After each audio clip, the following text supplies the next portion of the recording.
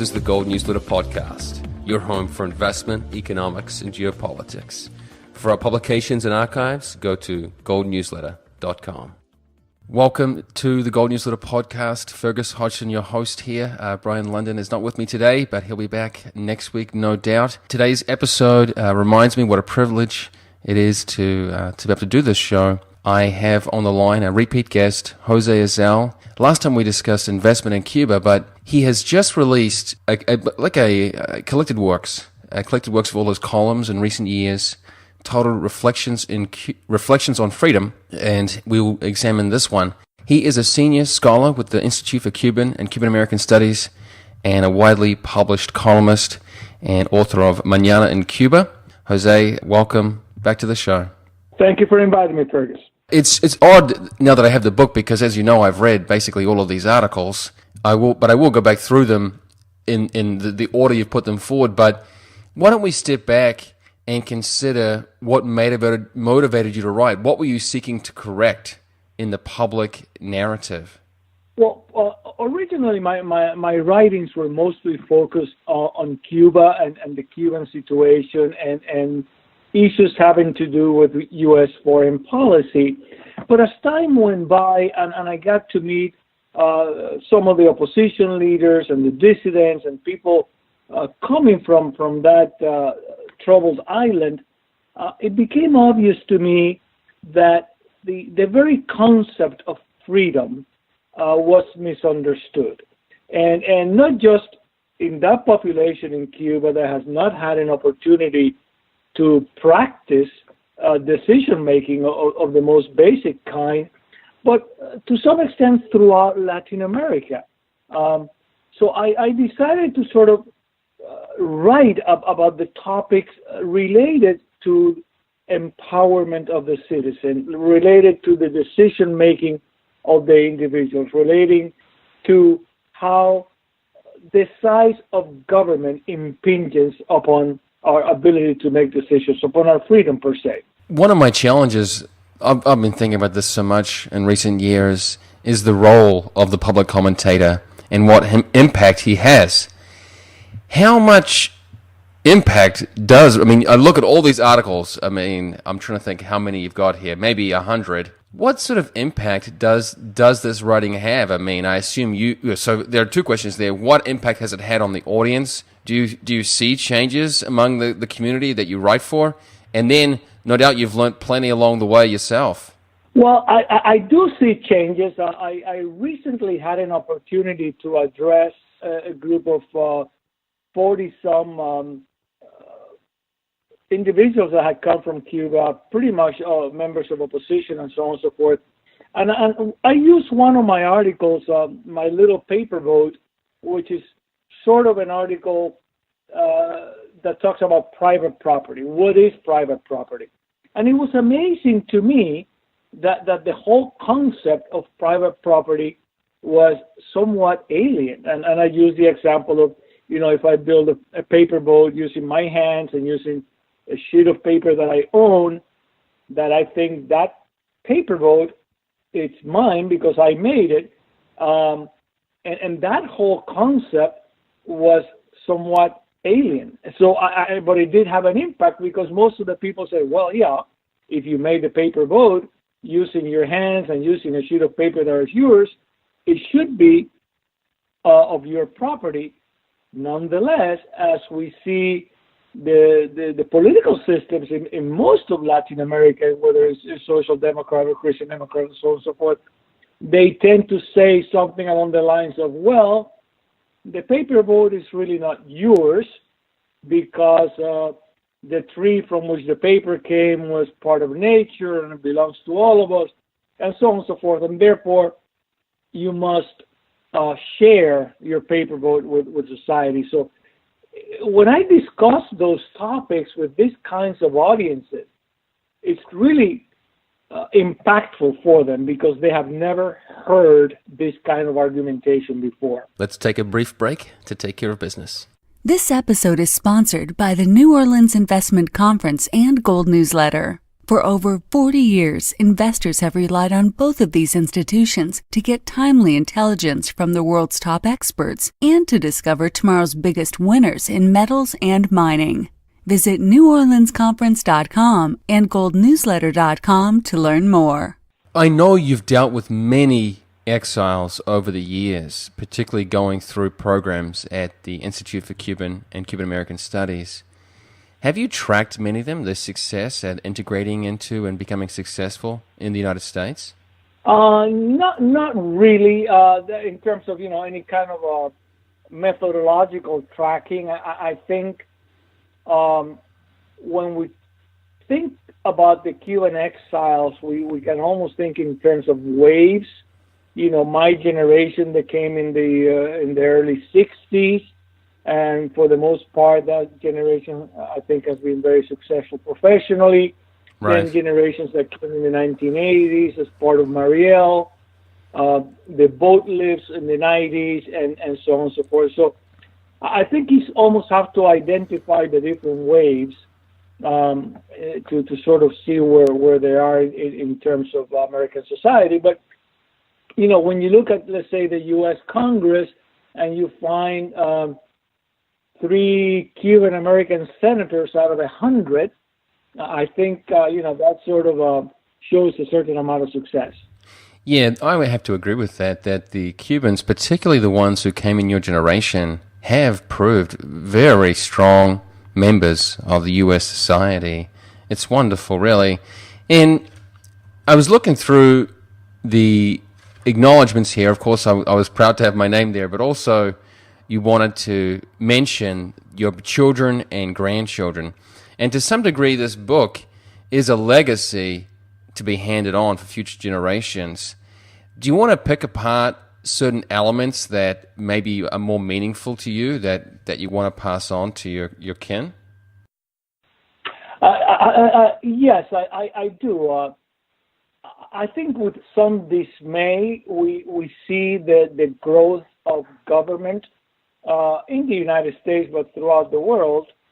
And, I always like to make the point in my conversations with people that we can ask whatever functions we want of government, as legitimate as they may be, say national defense, but we sometimes fail to understand that anything that we ask of government, by definition, requires that we surrender a measure of our freedom. And this is a conversation that I have had with my children, and I hope to have with my grandchildren as they get older, because I want them to understand that. I want them to understand that, the value of individual freedom, the value of not relying upon government, and understanding that when you ask government to do something, you are giving up a measure of your freedom. So that I think is a central message that unifies my articles and my conversation with my children and my grandchildren. This book is not really promoted yet. I'm one of the first people to have it in his hands. Do you have any feedback yet as to whether it will be featured in more prominent forums or whether the Cuban community is going to profile it? Well, the official presentation will be on June 1st, so it hasn't even been actually introduced to the public yet. I do suspect that it will have some following, because 2 of the individuals that will be helping me in presenting the book, one is Carlos Alberto Montaner, which is probably one of the most important Latin American intellectuals, and the other person will be Miriam Marquez, who is the editor of El Nuevo Herald, the Spanish newspaper here in South Florida. So I would imagine El Nuevo Herald will have something to say about it, particularly given that Miriam is going to be presenting the book.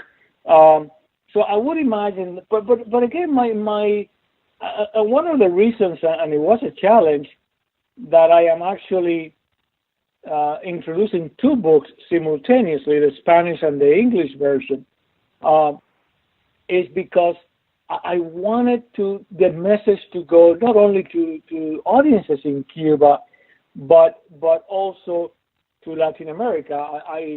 For example, the day of the presentation, the people that attend, I hope to get them to buy one of each, keep the English one if that is their preferred language, and then send the other one to Cuba or to Latin America.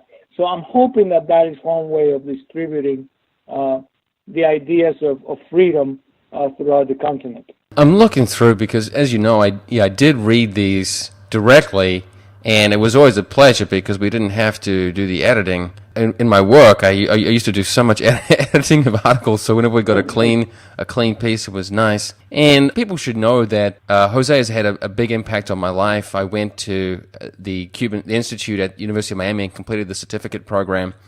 One of his books was in the reading list, and then I went to Cuba to visit myself. And many people do not understand, and this is one reason why your articles are so important. So few people have any clue what is going on in Cuba. I'm shocked seemingly every day by what I see. I mean, recently a prominent Canadian politician, for example, who was running for the leadership race in the NDP, he mentioned how Fidel Castro had saved the Cuban people from a lack of education and lots of other problems. And that's where South Miami, where you are, or South Florida, I'm sorry, is so different because there many people do understand. And you, I guess, are crossing that barrier, getting it out to a broader audience. Why do you think that message that you share and that other Cuban exiles share has failed to really grasp the imagination or to attract an audience beyond your own community? Well, it is really sad that there is a tremendous ignorance of Cuban history throughout the United States, and I suspect throughout the world. Cuba in 1958, prior to Castro coming into power in 1959, by just about any objective metric one wants to look at, Cuba was either number 2 or number 3 in this hemisphere in terms of GDP per capita, number of automobiles, literacy rate in the 99% range, number of radio stations, number of newspapers. Cuba was in fact ahead of France and ahead of Italy in many of these metrics. And then you look at Cuba today, nearly 6 decades later, and it is a country at the level of Haiti in terms of its poverty. So the dramatic decline in wealth is something that is not understood. People tend to think that Cuba, prior to Fidel Castro, was an impoverished nation, and it was not. It was one of the wealthiest nations in the hemisphere. That message, I don't think we have done a good job of telling that story. Fidel Castro in the early days got that sort of Robin Hood type of reputation, and it has stuck with the Cuban Revolution. And it has been part of the thinking, particularly in Latin America, along with later things like liberation theology and things of that nature. So it's really sad that there is that tremendous misunderstanding of what Cuba was prior to Castro, a very wealthy country which was politically inept. Let's be clear, it was politically inept, but it was wealthy, to what it is today, which is a disaster area. I think to some extent the ignorance of those facts has been detrimental to the fight for freedom in Cuba. I was one of the ignorant. I hate to say it, that until the, I guess, late 2000s and around 2010 when I moved to Florida, I did not know about Cuba. And New Zealand, where I'm from, people just have this almost romantic view. And I find it strange because people actually will travel to Cuba. They can see it for themselves. And yet the message doesn't get home that this place has a ton of misery in terms of poverty And just when you look at the people, they're not healthy. You know they don't eat well. They don't enjoy they don't have a standard of living that we all just take for granted abroad. And so it has been tough, and it's been how can I put this? It's a dividing line too, because unfortunately it's played into partisanship in the United States and elsewhere, where if you take a strong stand against the Cuban regime, you must be some kind of Republican hack, or it falls along these lines, which it shouldn't be. It should just be outside of that sort of thing. It's also the same kind of phenomenon that we find with central economic planning, for example.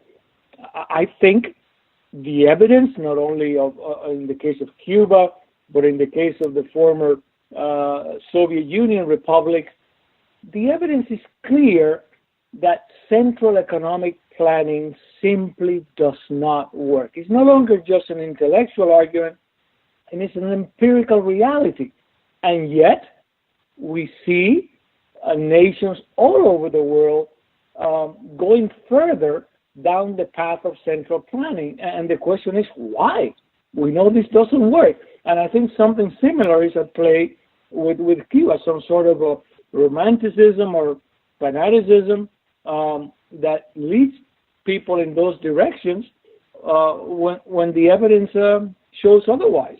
I guess we can maybe fast forward to some degree to current events, because things have changed in Cuba, not in terms of the repression, that's still there, but it is true that the open door, the wet foot, dry foot policy no longer stands from the United States. So Cubans who arrive on these boats cannot just get automatic residency. And at the same time, I think the pressure of the internet, I know you write for 14 Medio, the publication of Ioannis Sanchez. So there is, maybe the wall around Cuba is starting to deteriorate in the face of modern technology. So do you want to comment on maybe the policies that the United States is taking right now or has taken in recent times, and what could be done better, and then we can discuss what is actually happening on the island and its prospects. Well, let me regarding the internet, for example, the best estimates that we have is that less than 4% of the Cuban population has access to the internet on a regular basis. There's no internet at home. Some Cubans can go and sort of access the internet in certain locations at very high prices. So even publications like 14 Medio, for example, are read mostly outside of Cuba and not in Cuba. So that's one of the problems that we see there. Now, U.S. policy is problematic in the sense that I guess philosophically opposed to a policy that embraces a brutal dictatorship. And when President Obama opened up and basically embraced Raul Castro, in my mind, we should not be embracing those kinds of brutal dictatorships. Now, other people will argue that the opening is good because it provides, let's say, Americans the opportunity to travel to Cuba, and that Americans can be ambassadors for democratic values, and so on and so forth. I am not sure that argument works well. When a tourist visits, they're primarily there for whatever tourist resource they have. And given that the Cuban military controls all of the hotels and all of the tourist centers and the like, those kinds of openings enrich the Cuban military. So it's very difficult for me to see how that kind of opening that enriches the Cuban military and really fails to address the needs of the Cuban people and exposes the United States to being hypocritical in foreign policy. It's hard for me to see how that can be conducive um, to a good outcome. I would much rather see a policy that, even if it's just verbally, but a policy that defends freedom from every possible podium. I would much rather see the United States champion freedom and the values of freedom in every circumstance, and not abandoning our own principles to embrace dictatorship. So it's a conflicting, and certainly the Cuban American community is divided on this, and I think that's part of democracy, though. I'm actually becoming, in my older age, Jose, I'm getting a bit more, my views have evolved. I guess the more libertarian or limited government types lean towards no engagement with other countries, or basically just deference to them. But now I fear that we are seeing the fruits of maybe what could be called the end of the Monroe Doctrine, or the end of the United States presence throughout the Americas. And we see that there's been a power vacuum, that the Russians have come in, that the Chinese have come in, that the Iranians have come in. And so there are all these foreign bad actors messing around and stirring up problems in Latin America. And I wonder, I often wonder what is the best way to how to handle it. I don't know what the best resolution is. I just observe that there are these alliances in Latin America. The Bolivarian Alliance is the most prominent among Cuba, Venezuela, Nicaragua, Bolivia, Ecuador, and a few others. And they work closely with bad actors or enemies of the United States abroad. I'm not sure. What has your thinking come to over the years as to how the U.S., aside from words, can actually engage with these other countries to induce some kind of change? Well, since President Kennedy's Alliance for Progress in the 1960s, yes, just about every U.S. foreign policy towards Latin America has been a dismal failure. The Alliance for Progress was President Reagan's Caribbean Basin Initiative, and so on and so forth. So the United States has never been very successful in its approach to Latin America. And one of the reasons I suspect is this virulent anti-Americanism that still prevails in the continent. I'm not sure why that is, but it is there. It has always been there in my memory. I don't know what the right policy would be, but I think it always has to be a policy that embraces democratic values, a policy that embraces freedom.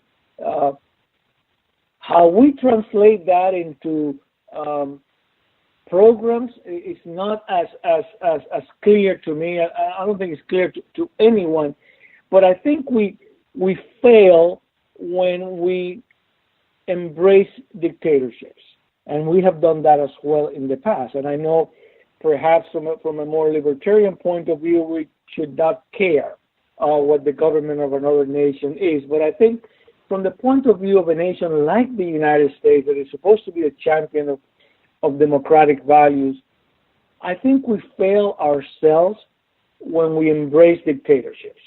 And I would rather see us not take military action or any such thing, but I would like to see us be a champion of democracy and a champion of freedom, rather than simply not using the distinctions between dictatorships and democracy. One of the challenges, of course, and this is where I feel many libertarians don't want to open their eyes. If other countries, other neighboring countries become failed states like Venezuela right now, they're going to turn up. People are going to turn up on your doorstep.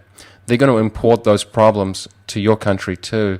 It's not that easy to just kind of segment off nations as we might imagine, in our minds. Okay, so now that I know you've got a heck of a lot of material in this book. I mean, how many pages here? About 350. And you're still writing. What are your plans for the future with your commentary?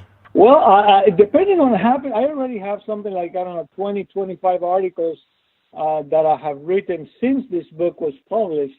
So possibly in a year or so, I would try to collect those as well in some sort of a publication. But I do think I want to continue writing, continue speaking in every forum. I want to, and I think that's one thing that I have sort of done rather well, according to my readers, is I try to tackle somewhat difficult topics, topics that are philosophical, political philosophy, and so on and so forth. And I try to tackle them within the constraints of 700 words of a journalistic article. And I think I enjoy doing that. I don't really enjoy writing academic pieces that are lengthy and boring, but rather trying to take a difficult topic, a philosophical topic, and reduce it to something readable in 700 words. So I think that's sort of become a little bit of a trademark, and one that I'm enjoying doing, and that I engage the readers. I do get a lot of good mail as well as a lot of hate mail, but it's all part of the part of the process, I think. Okay. And what about the future of the Institute? Now, this may be, I'm going to try and say this gently, but I know when I went there, I was surprised that there weren't more younger faces, right, at the Institute for Cuban and Cuban American Studies. What is its future now that we're coming up on 60 years since the takeover from the communists or from the Fidel Castro regime? Well, independently of that, Fergus, I think the Institute is going to undergo significant changes. It's very likely that Dr. Sishliki, who is the director, will be retiring shortly. My labor there is a labor of love more than anything else, so I'm not. So I suspect, and I think the university wants to de-emphasize, if you will, Cuban studies. I don't know this for a fact, but I think the writing is on the wall that they want to sort of subsume the Institute into some sort of Latin American thing.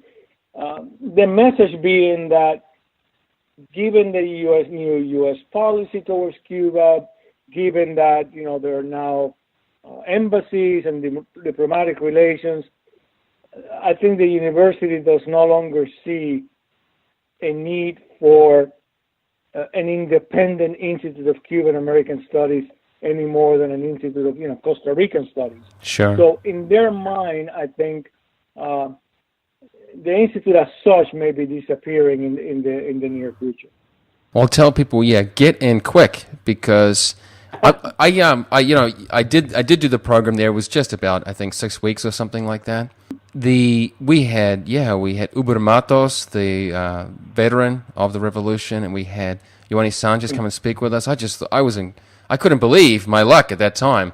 So the book. I think you also had Felix Rodriguez, I believe. I can't remember, mate. It's been. After Che Guevara in Bolivia. So. Oh man. You had some.